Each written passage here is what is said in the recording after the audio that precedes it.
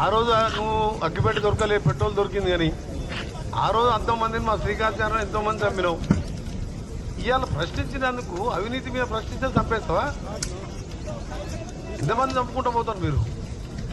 మీ గొర్రెల స్కామ్ కానీ అన్ని స్కామ్ అందరినీ చంపుతారా? మీ వాదన మీ చూస్తుంటే ఇవాళ భూపాలపల్లిలో జరిగిన సంఘటన స్వయంగా భర్త లింగమూర్తి, రాజలింగమూర్తి భర్త బిడ్డ చెప్పినాక ఇంతకంటే ఏముంది? భార్య బిడ్డ అంత క్లియర్గా టీవీలో చెప్తుంటే కేసీఆర్ బయటకు వచ్చి మాట్లాడాలి కదా. ఒక నిమిషం చెప్తాను, నేను ఆడికి కూడా వస్తున్నా. ఆయన ఒక నెల కింద కేసీఆర్ కొడితే మామూలుగా ఉండదని అన్నాడు. నెల రోజుల కింద నేను ఆ రోజే చెప్పిన, కొట్టడం అంటే ఏందో నువ్వు నాకు అర్థమైంది అని చెప్పి ఆ రోజు కూడా నేను ప్రెస్ మీడియం పెట్టినా. నువ్వు కుట్టాలంటే నీకంటే డబల్ ఉన్నాం మేము, కానీ మాకు అలాంటి అవసరం లేదు, మేము చెప్పిన పనులు చేసుకుంటూ పోతామని చెప్పిన.